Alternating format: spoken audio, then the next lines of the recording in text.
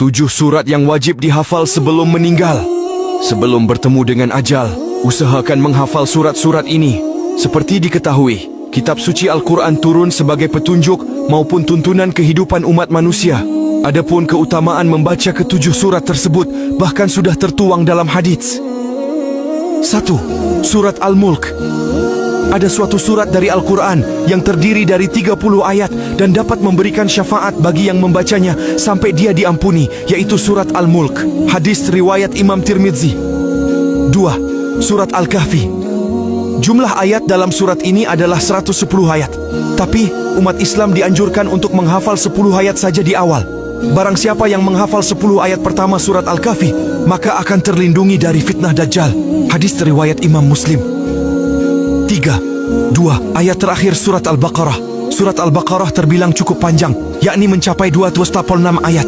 Tapi ada 2 ayat yang wajib dihafal, yakni ayat 285 dan 286. 2 ayat terakhir.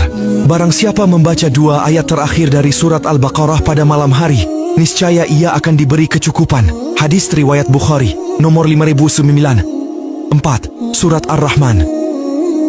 Menghafal surat Ar-Rahman membawa manfaat yang tidak main-main. Memiliki arti yang maha pemurah.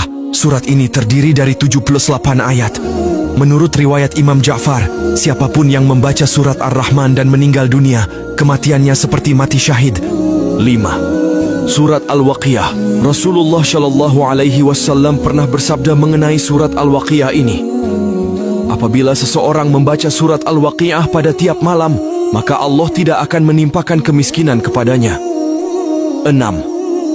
Ayat kursi. Dalam hadis riwayat Ubay bin Ka'ab diterangkan bahwa ayat kursi menjadi ayat paling agung di dalam kitab suci Al-Quran. Tersimpan banyak arti yang menjelaskan kekuasaan Allah Subhanahu wa Ta'ala beserta sifat-sifatnya yang mulia. Rasulullah Shallallahu Alaihi Wasallam bersabda, sesungguhnya segala sesuatu pasti memiliki punuk, dan punuknya Al-Quran adalah surat Al-Baqarah, yang di dalamnya terdapat penghulu dari ayat-ayat suci Al-Quran. Ayat tersebut adalah ayat kursi. Hadis riwayat At-Tirmidzi. 7. Surat As-Sajdah. Nabi Muhammad Shallallahu Alaihi Wasallam rutin membaca surat As-Sajdah.